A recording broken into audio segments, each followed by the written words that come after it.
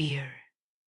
There are moments in life when the walls close in around you, when every door you try is locked, fear, and every path you take seems to end in darkness. You've prayed, you've cried, and yet it feels as if heaven is silent. For you might think, Lord, do you even see me? Do you hear me? My friend, I want to tell you today, yes, he sees you.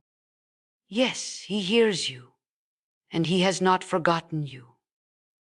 The greatest victories in life are often born in the darkest valleys, fear.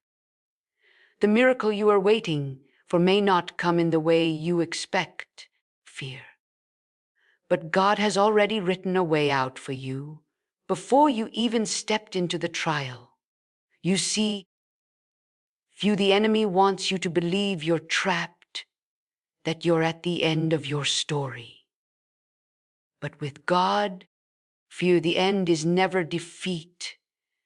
Every ending is the beginning of a new testimony. I have walked through my own valleys. There were seasons when I felt utterly abandoned, when it seemed as if the ministry was over. My strength was gone, and my faith was shaken. But it was in those very moments that I discovered something unshakable. Fear, the presence of God is not bound by circumstances. He can meet you in the prison cell like he met Paul and Silas. Fear. He can part the sea before you like he did for Moses. And he can breathe life into dry bones like he did for Ezekiel. When you feel there's no way out, trust God, not because you understand, but because you know his character. He is faithful. He is good. He does not lie, and he never changes. The enemy's greatest weapon is fear, but God's greatest gift to you in the storm is his peace. That peace will guard your heart when the facts scream that it's over. Some of you are facing a Red Sea right now. The waters look deep, the waves are high, and behind you, the enemy is closing in. Fear. But I want you to hear this. God doesn't need a bridge to get you across. He can make a way where there is no way. Fear. Your part is not to figure out how. Your part is to stand still and trust him. You may say, fear, but I don't see a way. That's all right, fear. Faith is not about seeing the way. It's about knowing the one who is the way. He is your deliverer. He is your refuge. And when the time is right, he will lead you out with a mighty hand. So lift your eyes from the problem to the problem solver, fear. Stop staring at the walls and start praising the one who can bring them down. Your situation is not hopeless. Your story is not over. And when you walk out of this valley, you will know it wasn't your strength. It wasn't your wisdom. It wasn't your plan. It was God, and God alone, who made a way where there was no way. Fear. There are moments in life when it feels as though heaven has grown silent, when prayers seem to vanish into the air and no answers return. In those moments, the human heart can begin to wonder if God has turned away or forgotten. Fear. But the truth is that God sees and hears you in your darkest hour with a clarity beyond what you can comprehend. Fear, his attention toward you is not partial or distracted. It is fixed and full of love. The silence you perceive is not absence, and the delay you experience is not neglect. Even when you cannot trace his hand, his eyes are upon you, and his ear is tuned to the faintest whisper of your heart. In the scriptures, fear, countless examples reveal this unshakable reality. Hagar, alone in the wilderness and convinced she and her son would die, encountered the God who sees.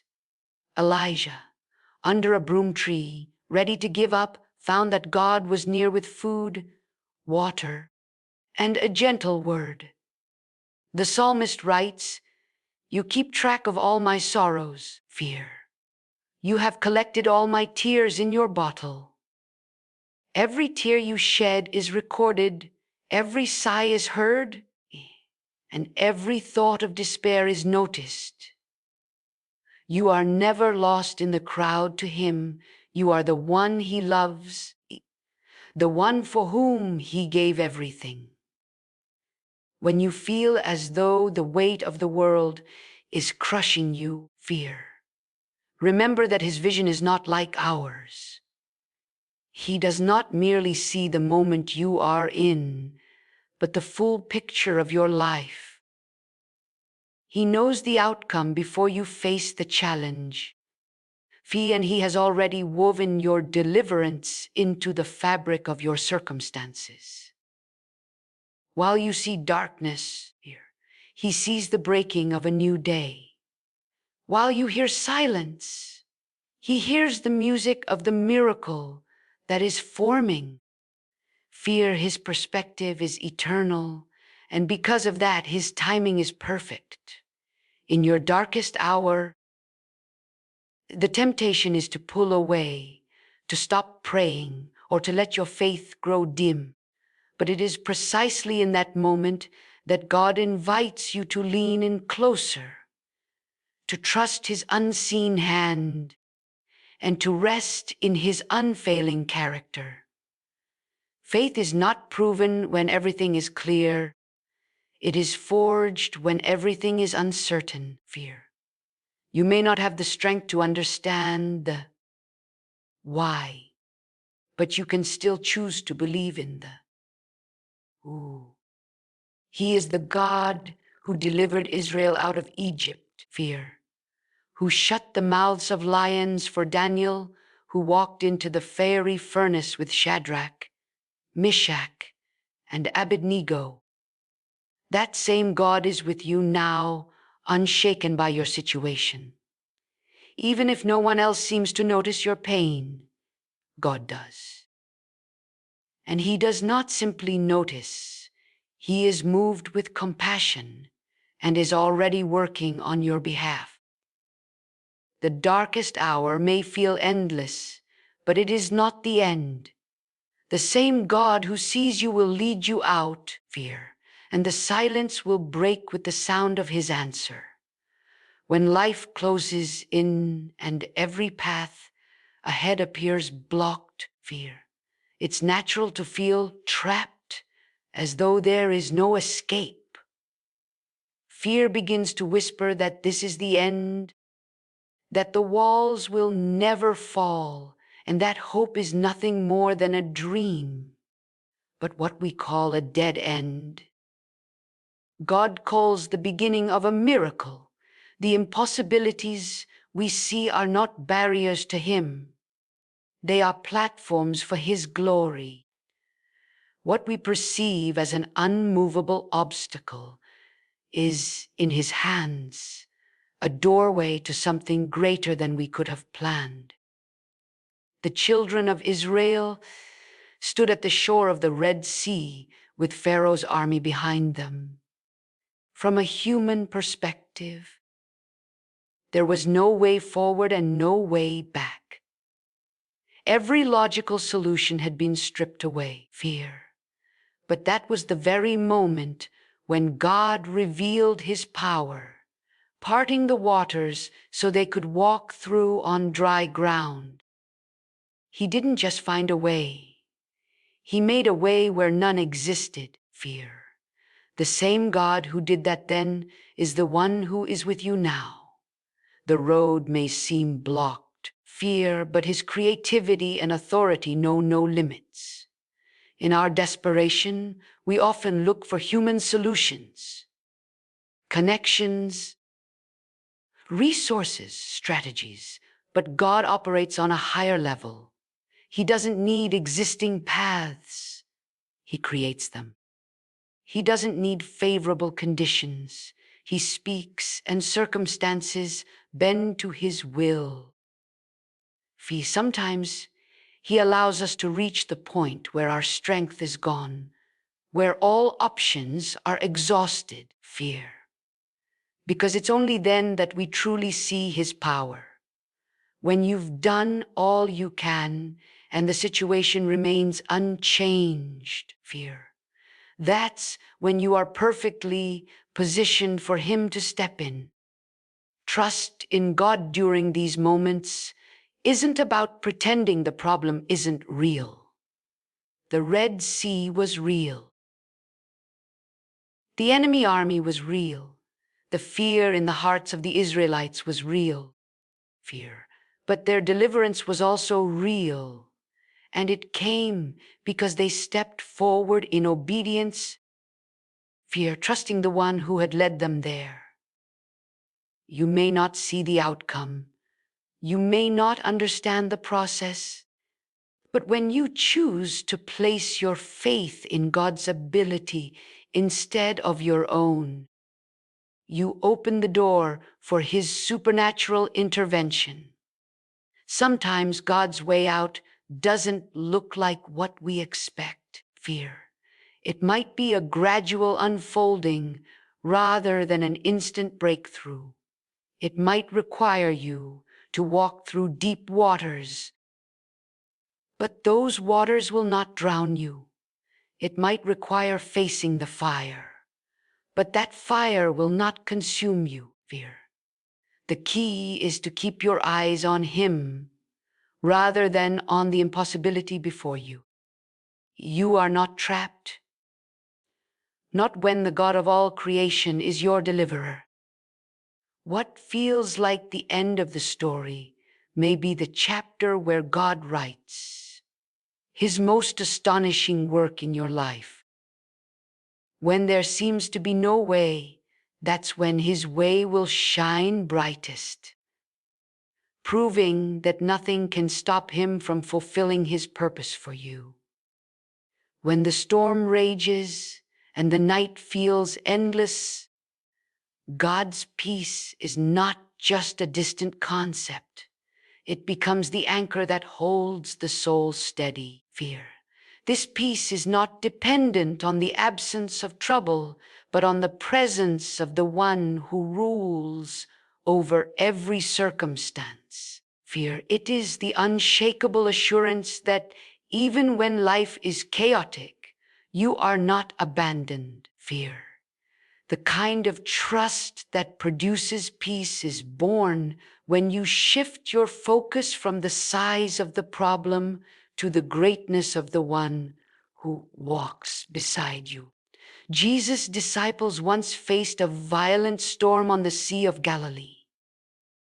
The wind howled, the waves crashed, and the boat was tossed like a toy. Panic filled their hearts, yet Jesus slept.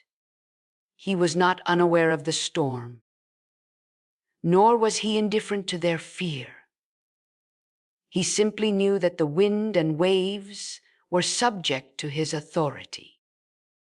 When they woke him in desperation, he spoke to the storm and brought instant calm. But before he calmed the storm outside, he was showing them the calm that could exist within, a peace anchored in trust. In moments when life feels like that storm, the temptation is to let fear dictate every thought. The mind races with what-ifs, and the heart becomes heavy with dread. But peace comes when you choose to rest in the truth that nothing takes God by surprise and nothing is beyond his control. Trusting him means believing that even the most threatening waves cannot pull you under if he is in the boat with you. This peace is not passive. It's a deliberate stance. Fear. It's choosing to breathe deeply in the middle of the chaos because you know the one who holds the outcome. Fear. It's refusing to let anxiety write the narrative and instead letting faith dictate your perspective. You may not have the power to change the storm, but you have the choice to cling to the one who can.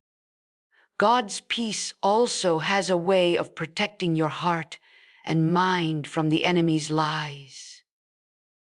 When you're overwhelmed, fear, the enemy will whisper that you're alone, that your situation is hopeless, or that God has forgotten you. Fear. But peace rooted in trust silences those lies. It reminds you that your story is still in the author's hands and that he writes with perfect wisdom. Fear. There's a beauty in realizing that peace in the storm is often a greater miracle than the storm ending immediately. Fear. A calm heart in turbulent times is a testimony to the world that your faith is not tied to favorable conditions. It's tied to the unchanging nature of God. And when others see that, they are drawn to the source of that peace. Even if the winds don't stop right away, his peace allows you to stand unshaken. It's the quiet strength that carries you forward when logic says you should be falling apart. It's the gift of knowing that, no matter how dark the night, the presence of God ensures the dawn will come. There are moments in life when every logical path seems blocked, every solution exhausted. Fear. And the weight of circumstances feels suffocating. It is in these moments that God often does his most extraordinary work. Fear. Precisely because the situation is beyond human ability to fix. When you feel cornered, fear. It's not always a sign of defeat. It can be a divine setup for a breakthrough that only God can orchestrate. The Bible is filled with stories of people who faced the impossible. Fear, only to witness the miraculous intervention of God at the very last moment. Consider the Israelites standing before the Red Sea, with Pharaoh's army closing in from behind. There was no escape route, just the sea before them and certain death behind. From a human perspective, it was over. Yet, fear, that was the moment God displayed his unmatched power, parting the waters and making a way where none existed. Fear. That miracle wasn't just about deliverance. It was about revealing that God specializes in impossibilities. Fear.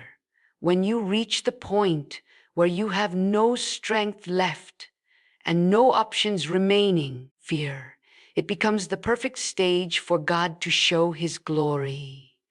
Our tendency is to try to control the situation. Fear. To push for solutions, to rely on our own strength. But when God leads us to a place where our resources and ideas run out, fear, he invites us to shift our trust entirely to him. Fear. That's when the supernatural becomes visible, not as a result of our effort, but as the overflow of his power. It's important to understand that God's way of making a way often looks nothing like what we expect. Fear. Sometimes he changes the situation instantly. Other times he changes us so that we can walk through it differently. The key is surrender, not passive resignation, but active trust that his timing, his plan, and his methods are better than ours. In the New Testament, when Peter was imprisoned and heavily guarded, there was no escape by human means. Yet in the middle of the night, an angel of the Lord appeared. Chains fell off. And the prison doors opened on their own.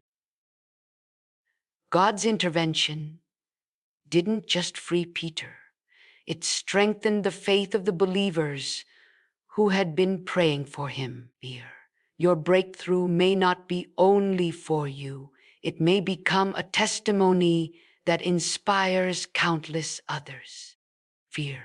The moments when you can't see the way forward are often the moments when heaven is closest to releasing the miracle. God's provision, guidance, and deliverance come in ways that remind us it could only be Him. What feels like a dead end can become the very place where His glory shines brightest. And when that happens, you not only walk into freedom, but you walk away with a deeper trust that no situation, no matter how impossible, is beyond His reach. When facing a crisis, the human instinct is often to act immediately, to scramble for solutions, and to grasp at anything that might relieve the pressure. Yet there is a profound truth that many overlook. Sometimes the greatest act of faith is to be still and wait for God's direction before moving. Waiting on God is not about doing nothing. It is about positioning your heart in alignment with His will, trusting that He sees the full picture when you only see a fragment. In the stillness, your spirit becomes more sensitive to His whispers, your mind more open to His strategy, and your heart more anchored in His promises. There is a reason Scripture repeatedly commands believers to wait on the Lord. Waiting is not simply a pause in action, It is an intentional act of worship and surrender. It says to God, I trust your timing more than my urgency.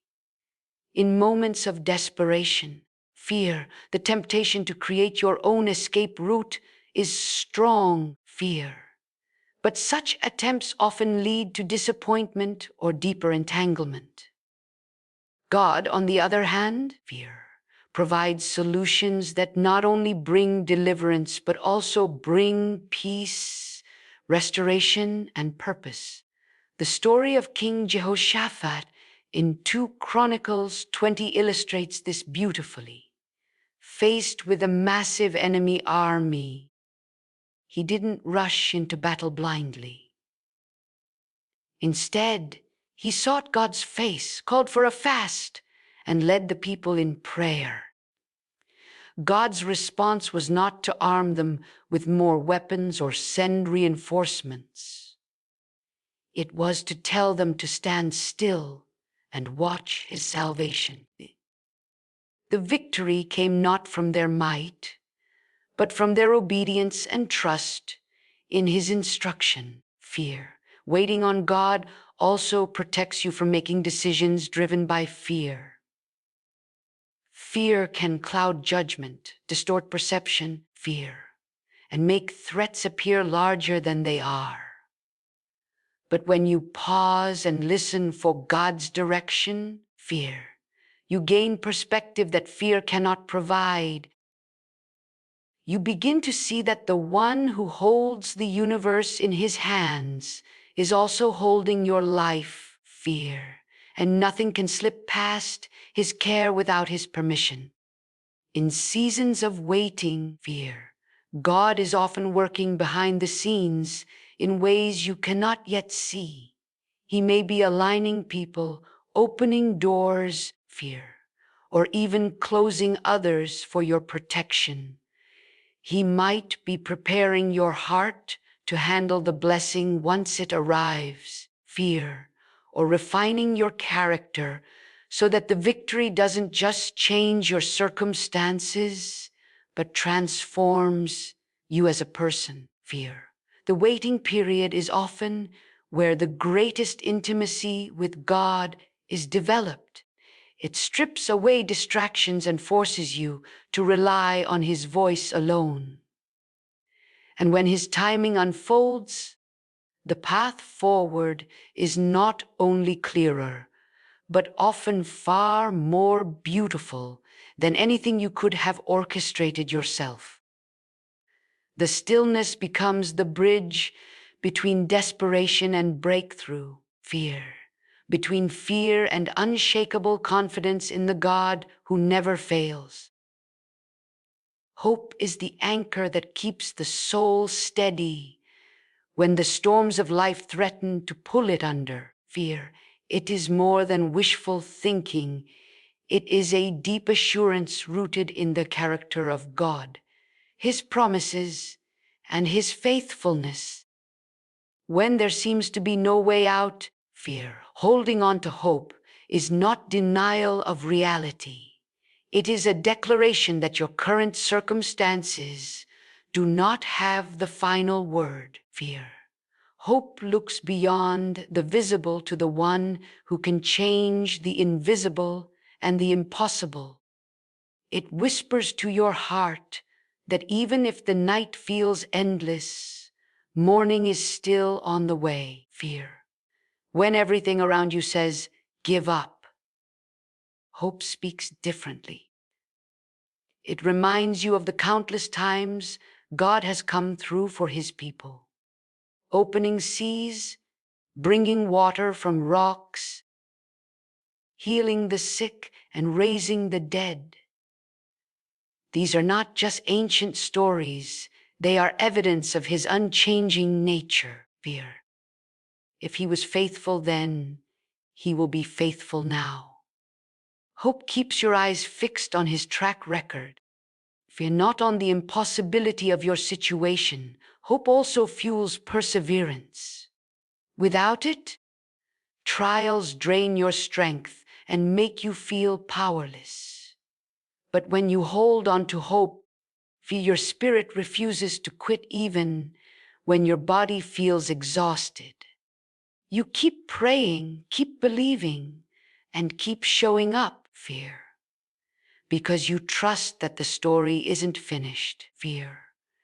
Every great miracle in the Bible was preceded by a season where hope was the only thing people could hold on to. Abraham hoping for a child in his old age.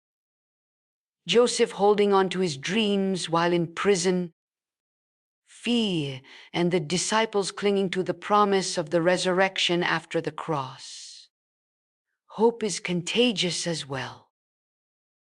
When you remain hopeful, it can ignite faith in others who are watching you. Your perseverance becomes a living testimony that inspires others to keep believing. Sometimes God allows you to walk through certain trials, not only for your growth, but so that your hope will light the way for someone else in darkness. Your life becomes a reminder that God can still be trusted when everything else feels unstable. Fear. Holding on to hope requires a deliberate choice every day. It means rejecting the lies of despair that say it's over, and instead speaking God's truth over your life. It means surrounding yourself with voices that encourage your faith rather than fuel your fears. Fear. It means meditating on Scripture, worshiping in the middle of the storm. Fear. And refusing to let go of His promises, even when you can't see any signs of change. Hope does not always mean the situation changes instantly, but it changes you while you wait.